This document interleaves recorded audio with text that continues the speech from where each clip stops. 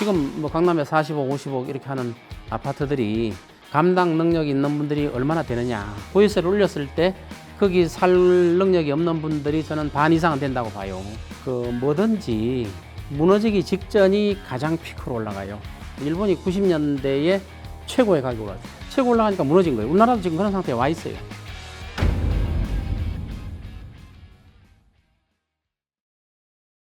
아니 박사님, 이게 굉장히 껌껌하잖아요. 네. 그래서 뭔가 비밀스러운 질문을 드려야 될 것 같아요. 그러니까 지금 우리 구독자분들은 이런 생각을 하실 거예요. 네. 그래서 무주택자분들 같은 경우는 지금 집을 사야 돼 말아야 돼 이런 질문을 하시면 어떤 답을 해주실 것 같아요? 저는 항상 이야기하는 게 감당 능력이 있으면 집 한 채 있는 거는 굉장히 안정감을 줘요. 다만 이제 지금 서울의 중심지 거품이 잔뜩 낀 이런 데는 사면 안 되고, 거품은 빠지게 되어 있어요. 두고 보면 아시겠지만 거품은 빠지게 되어 있어요. 근데 뭐 지방으로 내려가면, 경기도도 외곽으로 내려가면은 뭐 오르지도 않은 지역 이런 데도 있지만 거기는 이제 직장과 관계 때문에 잘 안 사게 되잖아요. 그러니까 내가 직장 나가는데 지장이 없고 어느 정도 또 내가 감당 능력이 되는 집이 있다면 내가 사는 것도 굉장히 저는 좋다고 봐요. 근데 문제는 내가 부담 능력이 없는데 대출을 받아서 산다. 이거는 저는 반대라고 봐요. 왜냐하면 집이라는 게 앞으로 하향 안정 추세로 갈 거라고 저는 보기 때문에 지금 사는 건 무리라고 봐요. 과거에 뭐 70년대부터 20년 동안 경제 성장률이 7%, 8% 이랬어요. 연평균 성장률이. 근데 2000년대 들어서서 이제 3%. 근데 지금은 어때요? 2% 되기도 힘들잖아요. 그러니까 과거에는 인플레이션이 당연한 현상이고 성장하는데 인플레이션은 필수적인 요소였어요. 그럼 집값은 당연히 오르죠. 오를 수밖에 없잖아요. 그래서 과거에는 사이클이 올랐다 내려왔다 하더라도 인플레이션 때문에 또 경제 성장률 때문에 또 인구가 급속하게 증가하고 소득도 많이 증가했어요. 그럴 때는 사이클이 있어도 계속 올라만 갔어요. 그런데 지금은 그게 아니라 이거죠. 그게 지켜지려면 경제 성장률이 최소한 3% 이상 돼야 되고 인구 증가돼야 하고 소득도 증가해야 되고 이런 것들이 지켜지지 않는단 말이에요. 그럼 지금 이제 무주택자들은 어떻게 해야 되느냐? 일단 내가 집을 살 수 있는 시드머니를 갖고 있어야 돼요. 시드머니는. 그 시드머니를 가지고 있을 때 내가 감당 능력 있는 범위 내에서 사야 된다. 대출도 이 정도는 내가 월급 가지고 갚아 나갈 능력이 된다 하면은 저는 사는 게 굉장히 좋다고 봐요. 그럼 만약에 1주택을 가졌어요. 네. 근데 계속 이렇게 갈아타기를 해서 조금 상급지로 가시고 싶어 하시는 분들의 수요도 있잖아요. 그런 분들 있죠. 내가 15평 살다가 20평 가고 싶고 25평, 30평 이렇게 가고 싶어 하잖아요. 이것도 이제 오르는 시점보다 내리는 시점이 갈아타기가 쉽잖아요. 차익이 적으니까. 앞으로 하향 안정세가 올 거라고 저는 보기 때문에 그때는 갈아타기를 해도 괜찮다. 집값이라는 거는 싸면 쌀수록 모두한테 행복을 주는 거예요. 부담도 좋고 또 집을 갈아타기도 좋고 무주택자가 사기도 좋고. 그러니까 집을 욕망의 대상으로 삼지 않는다면 내 집을 가지고 소득을 올리겠다, 수익을 올리겠다 이렇게 생각하지 않는다면은 집이라는 거는 한 채 가지고 있으면 오르든 내리든 가지고 있는 게 저는 굉장히 좋다 이렇게 보고 있죠. 정말 그 한 20년 전만 해도 옛날에 그때 뭐 2006년도만 해도 집값이 이렇게 안 비쌌거든요. 서울 주요 시내에서도. 근데 어느 순간 10년이 지나고 20년이 지나고 되돌아보니까 정말 뭐 감당하기 힘들 정도로 다 값이 이렇게 올라와 있어서. 네, 지금 상태는 어떤 상태냐면은 뭐든지 무너지기 직전이 가장 피크로 올라가요. 뭐 일본에 굳이 예를 안 들더라도 일본이 90년대에 최고의 가격으로 올랐어요. 동경 땅 다 팔면 미국 땅 다 산다고 그랬잖아요. 그만큼 피크에 올라갔잖아요. 최고에 올라갔을 때. 최고 올라가니까 무너진 거예요. 우리나라도 지금 그런 상태에 와 있어요. 근데 그 박사님이 버블이다라고 말씀하시는 근거는 뭐예요? 부동산은 과거에는 이제 외국과의 교류가 적었기 때문에 외국과 비교할 이유가 없었는데 지금은 글로벌 시대란 말이에요. 선진국의 대도시들 또 후진국의 대도시들 이런 데하고 우리 집값하고 비교해보면 아는 거예요. PIR이라고 있죠. PIR이 꼭 믿을 필요는 없어요. 이제 PIR을 굳이 할 필요 없이 이제 뉴욕하고 우리하고 비교를 하더라도 뉴욕은 PIR이 10일이에요. 그러니까 한 푼도 안 쓰고 11년 동안 모으면 뉴욕에서는 월급쟁이가 집을 살 수 있다는 거고 평균 소득으로. 우리나라는 지금 22인가 그래요. 강남 같은 데는 뭐 40 정도 돼요. 40년 동안 한 푼도 안 쓰고 모을 수는 없잖아요. 그러니까 22년이라는 건 실적으로 30년, 40년, 50년 걸린다는 소리예요. 저축해서 살려면. 그래서 PIR이 한 10 정도가 가장 적합하거든요. 근데 뉴욕이 11이고 우리가 20이다. 2배 정도 차이 난다는 거는 서울하고 뉴욕만 비교한다면 서울의 집값은 2배로 부풀려져 있다. 이렇게 볼 수 있어요. 이건 잘못되어 있잖아요. GDP가 미국이 월등히 높잖아요. 우리나라하고 비교가 안 되잖아요. 또 뉴욕과 서울만 비교하더라도 소득 격차가 2배예요.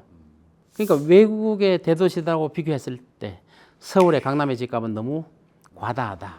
서울의 아파트만 비싼 상황이죠. 서울의 뭐 빌라나 이런 다세대는 좀 저렴하잖아요. 그래도. 그렇죠. 빌라나 이런 건 좀 저렴하죠. 이제 저렴한 이유가 아파트보다도 이제 빌라는 공사비를 적게 써가지고 건축물이 그렇게 좋지는 않아요. 그다음에 이제 주차장 문제, 또 안전 문제 이런 것 때문에 아파트로 가는 거죠. 아파트는 편리함이 상징이니까. 이제 빌라 이런 거는 땅 지분이 많고 재개발 가능성이 있는 데는 앞으로 올라갈 가능성도 있죠. 나중에 재개발이 이렇게 됐을 때. 그런데 지금의 빌라 상태는 전세 포비아라고 있잖아요. 전세금도 떼이고 뭐 전세금이 빌라 값보다 더 높아지는 이런 현상이 있잖아요. 전세금을 떼이는 이런 현상이 생기잖아요. 우리 이제 강남도 집값이 만일에 반값 이하로 떨어진다면 그런 전세 포비아가 생길 수도 있어요. 지금 뭐 강남에 40억, 50억 이렇게 하는 아파트들이 감당 능력이 있는 분들이 얼마나 되느냐 하는 거죠. 만일에 보유세를 올렸을 때 거기 살 능력이 없는 분들이 저는 반 이상은 된다고 봐요. 반 이상은. 그건 무슨 소리냐면은 보유세를 올리면은 내가 옛날에 아파트를 싸게 샀는데 집값이 많이 올랐단 말이에요. 이제 보유세를 올리면 살 능력이 안 되잖아요. 연금 가지고. 그럼 옮길 수밖에 없잖아요. 그러니까 양극화는 불가피하잖아요. 근데 지금은 너무 광범해요. 집값이 높은 지역이. 이거는 이제 대출을 있는 대로 끌어서 산다든가 뭐 연끌이라고 해가지고 이런 경우는 너무 광범위하다 이거죠. 중심지가 가격이 높은 거는 피할 수가 없어요. 양극화. 근데 지금보다도 훨씬 더 10분의 1 정도로 줄어든다. 여기는 진짜 부자들이 사는데 여기는 보유세를 아무리 올려도 외국처럼 실효세율을 1% 이상 올려도 사는데 지장 없는 지역은 반드시 있는 거예요. 이제 미국 같은 데 이런 데가 있어요. 백인들이 부자들이 거주하는 데가 있잖아요. 보유세를 올리기를 원해요. 더. 그러면 거기에 살 능력이 없는 분들은 떠나잖아요. 다시 말해서 부자들만 살 수 있는 동네를 만들어 나가는.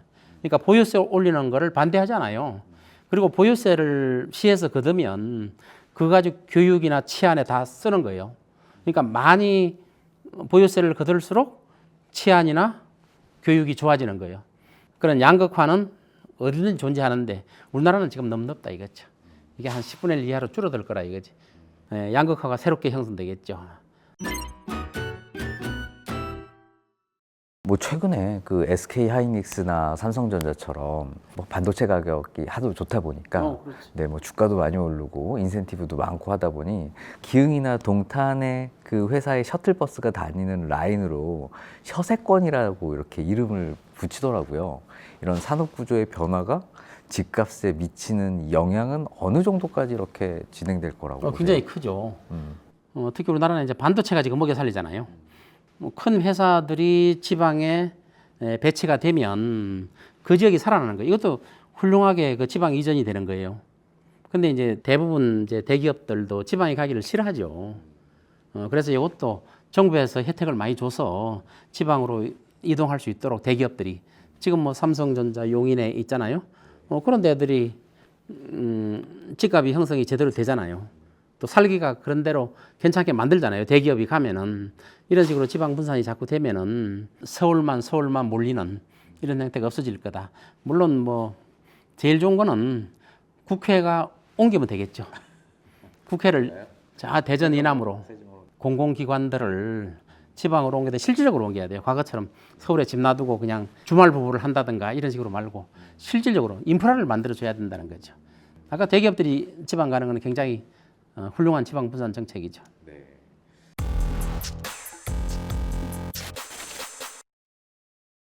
이런 집값에 영향을 주는 여러 다양한 요인들을 봤을 때 뭐 금리도 있을 거고 어떤 규제나 뭐 세제, 지금 얘기했었던 어떤 산업 구조 변화도 있을 거고 여러 가지 요인들이 있을 것 같은데요.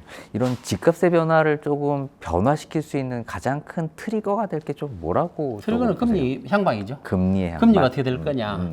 집값의 움직임은 결국 금융의 움직임이거든요. 그래서 금리의 향방이 어떻게 될 거냐가 집값의 향방을 결정해요. 작년까지만 해도 앞으로 금리는 한두 차례 내릴 거다 이렇게 됐잖아요. 근데 지금은 어때요? 한국은행에서 금리를 한두 차례 올릴 거야. 그럼 집값이 앞으로 떨어질 거다. 이걸 예고하는 거잖아요. 금리가 오르면 집값은 떨어지게 돼 있거든요. 금리가 떨어지면 집값이 오르고 이런 역방향을 가지고 있는데 일단 금리가 가장 중요하죠. 그런데 거시적으로 보면 글로벌 경제가 제일 큰 영향을 미쳐요. 네. 과거에 우리나라 IMF가 왔을 때는 우리나라만 안 좋았어요. 근데 지금은 어때요? IMF가 오면 우리나라만 안 좋은 게 아니라 전 세계가 다 안 좋아요. 그러면 일어서기가 굉장히 힘들어져요. 그만큼 거시적으로 보면 중요하다는 거죠. 과거는 우리나라만 안 좋았기 때문에 한 3, 4년 만에 극복을 금방 했잖아요. 이제 앞으로 또 무너지잖아요. 전 세계가 다 안 좋잖아요. 또 미국은 더 안 좋잖아요, 지금. 그렇기 때문에 그때는 금오기를 해도 안 돼요, 그때는. 일어설 수가 없어요. 리스크 관리 정말 잘 해야 되겠네요.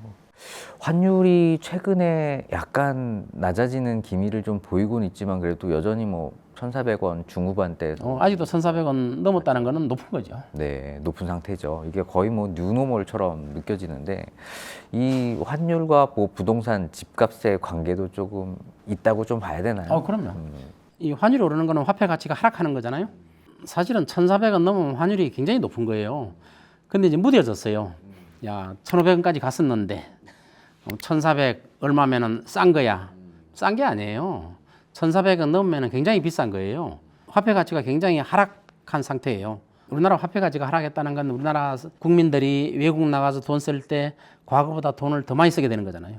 환전을 더 비싸게 줘야 되니까. 그만큼 우리 경제가 안 좋아지는 거죠. 근데 화폐 가치가 하락하잖아요.